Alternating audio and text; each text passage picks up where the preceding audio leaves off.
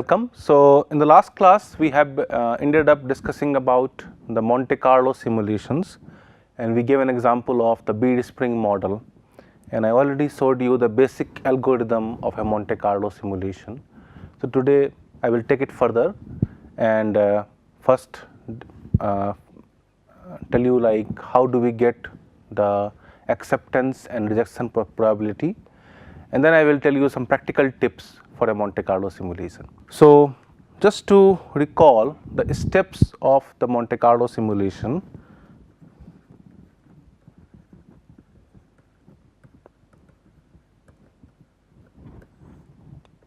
So, we start from a configuration which I represent using curly bracket Ri, indicating the positions of bead. Then I do trial displacement,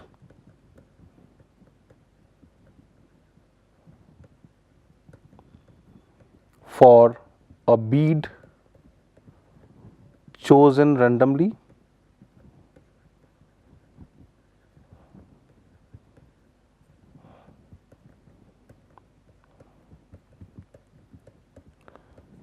So, the key here is that we should always choose with a uniform probability, that is like all the beads must be chosen with equal probability if, for example, we are doing a large number of Monte Carlo steps.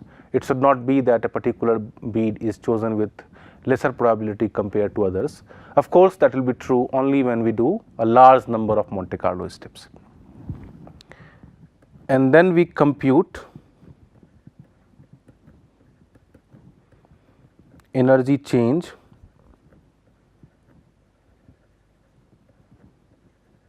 due to trial, that is delta U is U of Ri prime, where Ri prime is the new position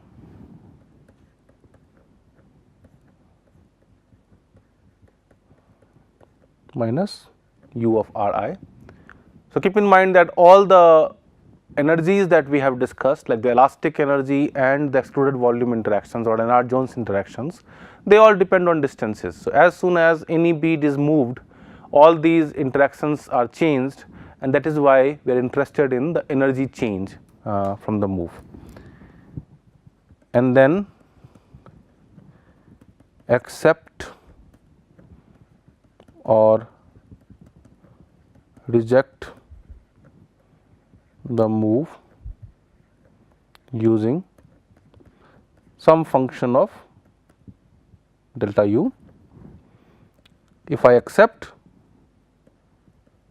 basically I set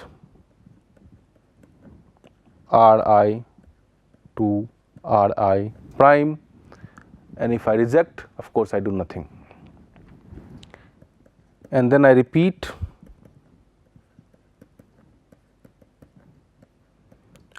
two to 4 until some sort of convergence that I will elaborate in this lecture. Okay. So, the first thing here is to determine what the condition of acceptance or rejection should be, and that is where we will use a condition that is known as detailed balance, that is very essential to the Monte Carlo simulation. So, the detailed balance essentially requires that when the system reaches equilibrium, of course, when we start with a random configuration, we do not hope that we are at equilibrium, but if I keep on running it, we do hope the system will reach equilibrium. When the system is at equilibrium, then the number of forward transitions should be equal to number of backward transitions. If something is going in that direction with some probability, the reverse should also happen with the same probability, or the number of transitions should be the same in order to be at equilibrium. So, in most Monte Carlo algorithms, we demand the detailed balance to be true. Detailed balance by itself does not give me the function p, but it tells me which functions will be workable functions, which functions I can use that satisfy the detailed balance criteria. So, the basic condition is the number of forward transitions equal to the number of backward transitions. So, let us say that we talk about two particular configurations. One of them I call O and one of them I call nu.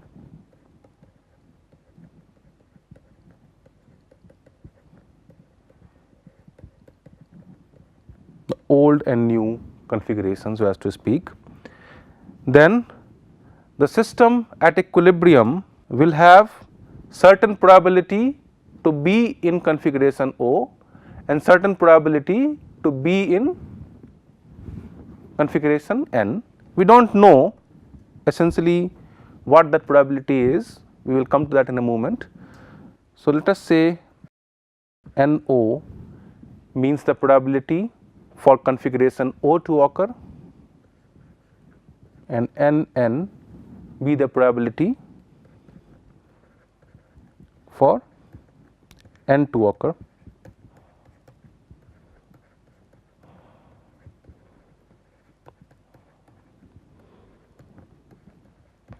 At equilibrium, that is very important. So, we do not start from equilibrium, but we want the detailed balance to be valid from beginning of the simulation. So, now of course, when I am doing this trial displacement, there must be a probability of going from old conformation to the new configuration. So, let us say pi O to n represents transition probability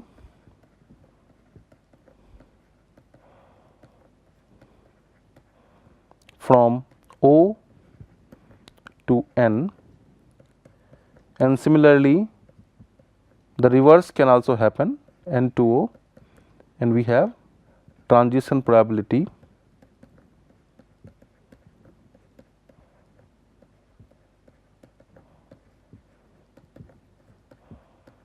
from n to O. Okay. So, now what the detailed balance demand is the number of forward transitions and the number of backward transitions.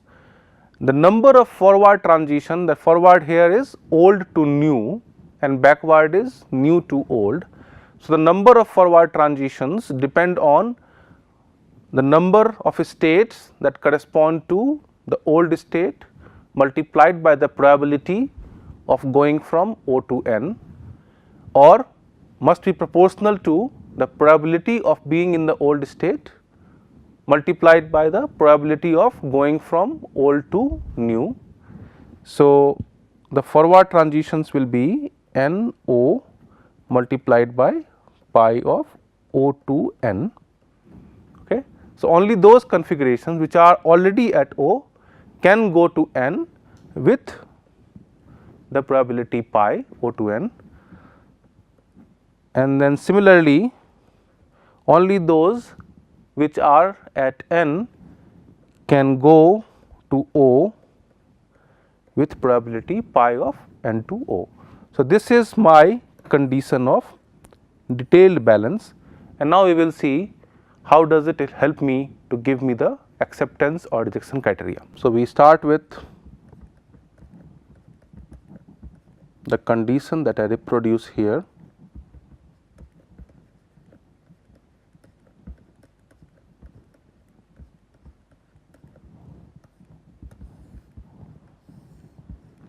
and let us look at what the transition probability is equal to.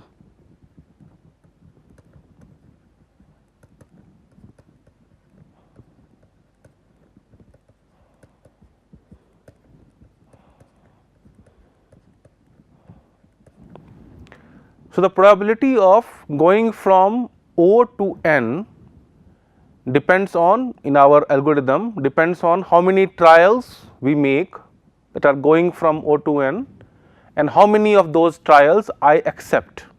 Okay. So, let us say if alpha O to N represents the number of trials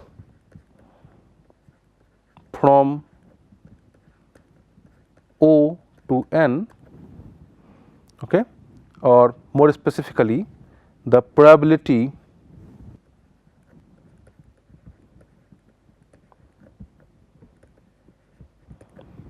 of trials from O to N. We can make, of course, many trials. Only the probability of trials that goes from O to N should be considered, multiplied by what is the probability of accepting those trials.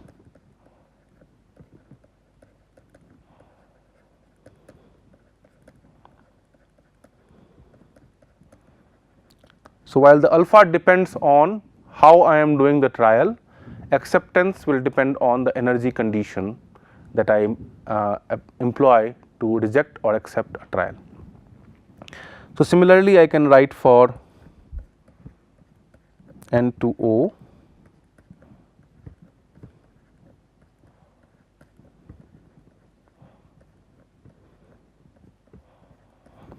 so using equations 1 and 2 in the detailed balance condition star,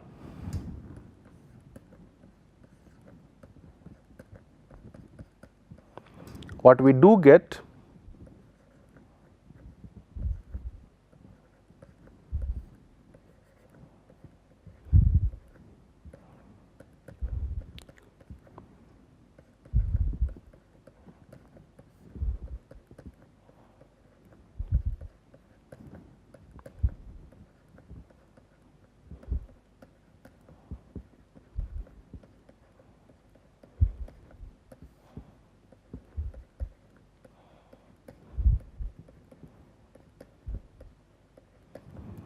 so this sets the rule for the Monte Carlo algorithm. We can have some liberty in how I am choosing a trial move. We can have some liberty in how are we accepting or rejecting the move, but in the end whatever we do, it must satisfy this particular condition that comes from the detailed balance. Okay. So, in the one of the most common algorithm is the Metropolis algorithm that we will discuss next. So, in the Metropolis algorithm,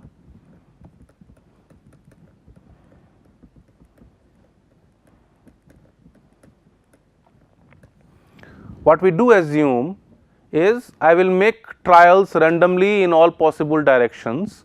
For the purpose of making trials, I will not differentiate between any configuration. Okay. So, if for example, I have 10 configurations possible, then I can make trials both forward and backward with equal probability, only the acceptance criteria can differ. So, in this case, I will assume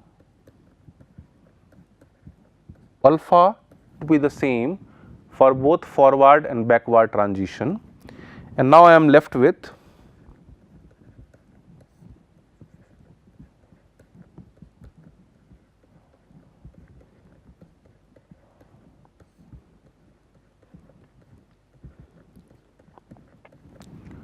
okay. So, now finally, we already have discussed something about the Boltzmann distribution. The probability of the system being in the particular configuration depends on what is known as the Boltzmann factor, actually proportional to it.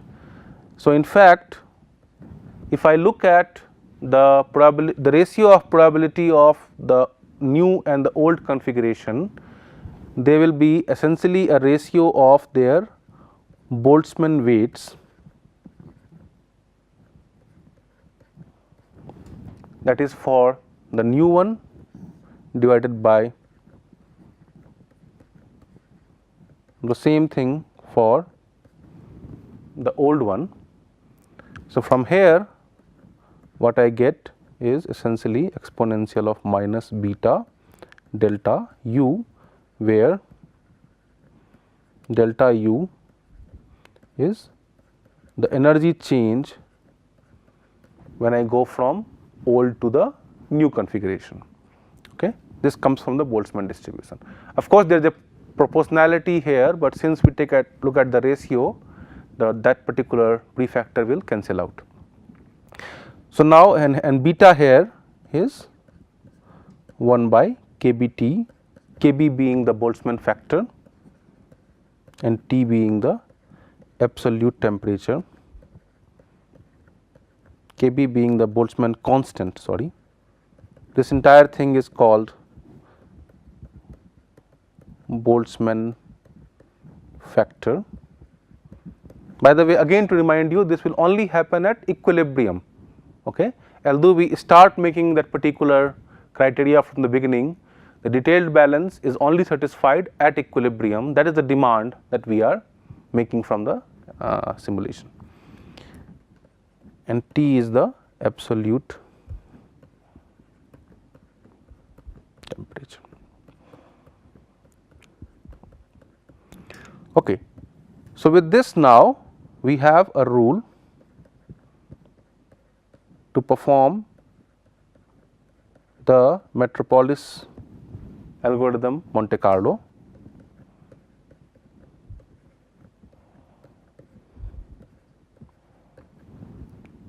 Of course, if I go from new to old, I will have energy change of minus delta u.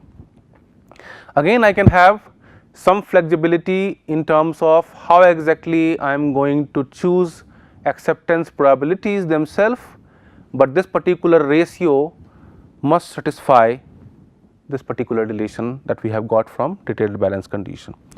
So, in the Metropolis case, we assume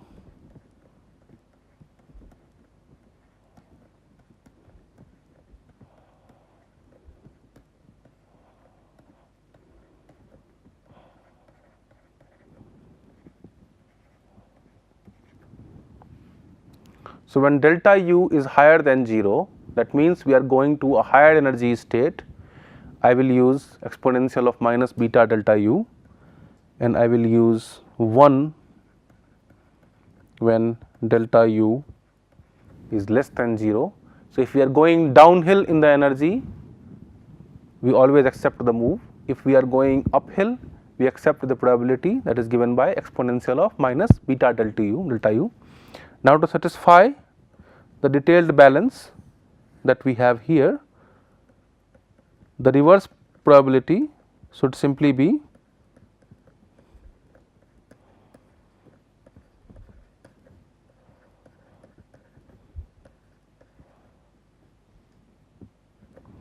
so, for the reverse case, delta u must be negative of what we have here.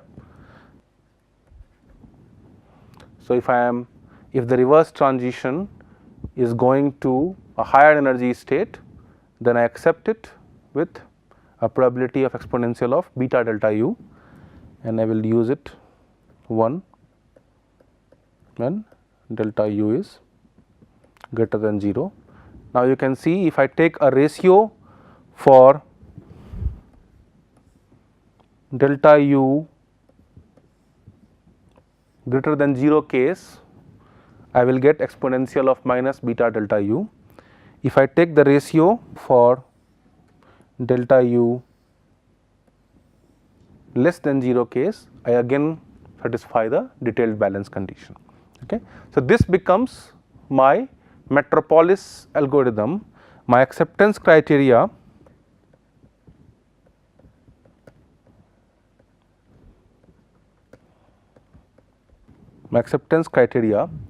is simply P of delta u is a minimum of 1 exponential of minus delta u by kBT.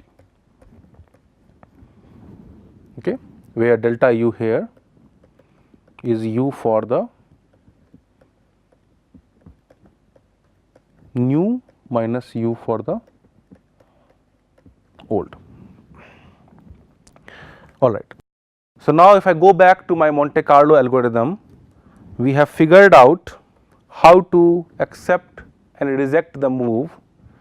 So, I have looked at the probability of acceptance, rejection will be just 1 minus of that, and now we are pretty much all set to do the simulations. Now, there are few practical tips here that we will now discuss. The first tip is like how exactly are we going to choose the trial displacement, particularly how exactly do we program that into question. So, let us first start with that. So, what should be the trial?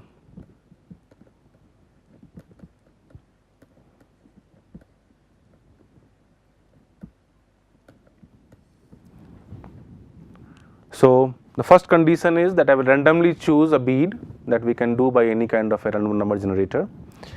But the second thing is like what should be the how exactly we update the coordinates. Okay. So, we want to do for the chosen bead, I want R I to become R I prime. So, essentially I want something like X I to X I prime, Y I to Y I prime, Z I to Z I prime if I am working in Cartesian coordinates. And now there are many ways to do it.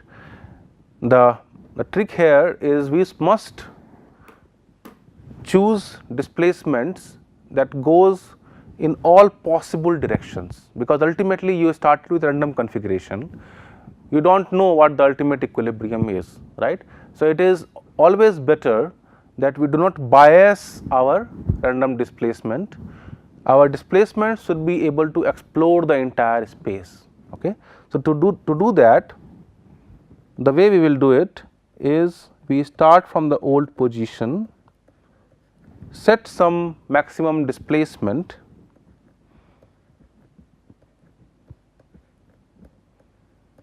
and generate 3 random numbers between 0 and 1, and I will tell you why. Let us also say delta 1.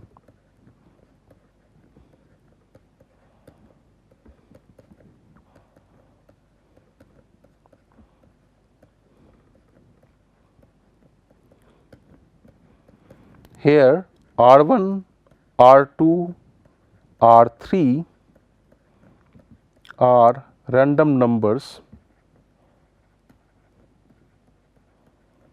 between 0 to 1.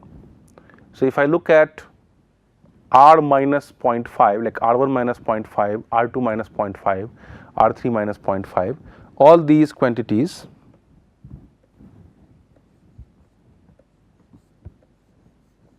so all these quantities will vary from minus 0.5 to 0.5. Okay. So, we can go to minus of x, plus of x, we can go to minus of y, plus of y, we can go to minus of z, plus of z. So, we are not biasing the displacement into any particular direction, and this helps us to reach equilibrium faster. The second one is this delta 1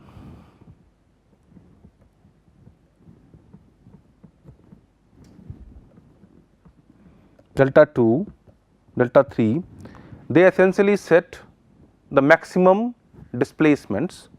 So, if the system is anyway isotropic, we do not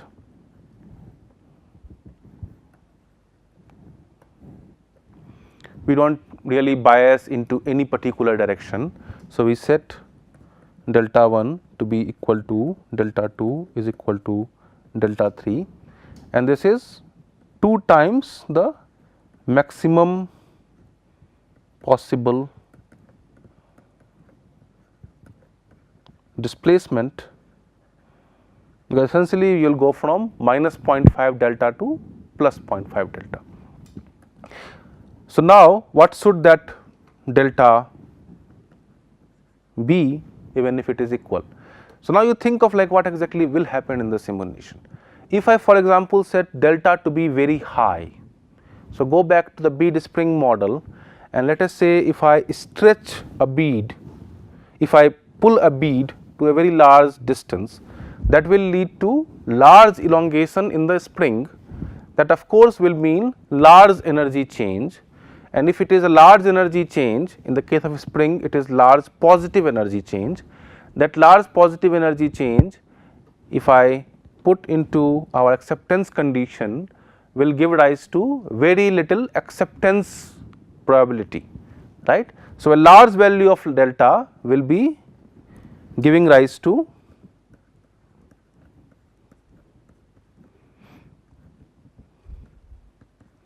little acceptance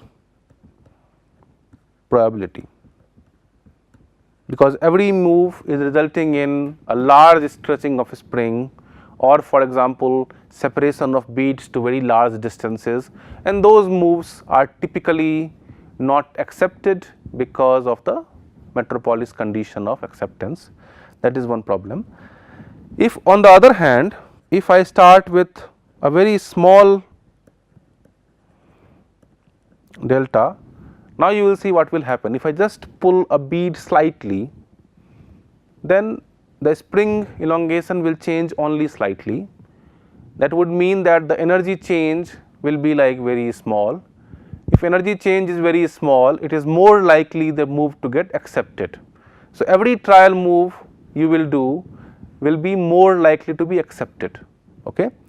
That is also not quite preferred, because it will take you like a very long simulation to actually get to the equilibrium state if you are very far from it, because although you are accepting all the moves, in every move you are only moving by little. So, you are not going towards the equilibrium value fast enough. So, in this case we have large acceptance probability,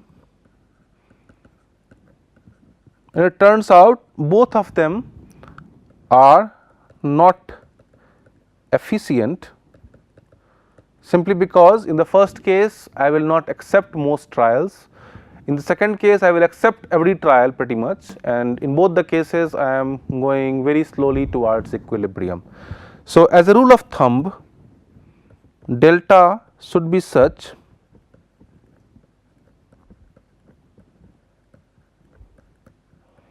that acceptance probability or rate, to be more concrete, goes in the range 40% to 60%. That is just a rough number. Every Monte Carlo algorithm need not follow this. But if you are doing a Monte Carlo case and if it is taking very longer, you look at how many moves are getting accepted, and maybe the acceptance rate is very small or very high. That is one thing. The second thing is, it is always a good practice for any Monte Carlo code, you vary the delta value to figure out what is the acceptance rates of moves, that is, and you find out the delta value where it is between 40 to 60%. That is when the program will be most efficient. This is like, I would say, really a rule of thumb than being any kind of a rigorous.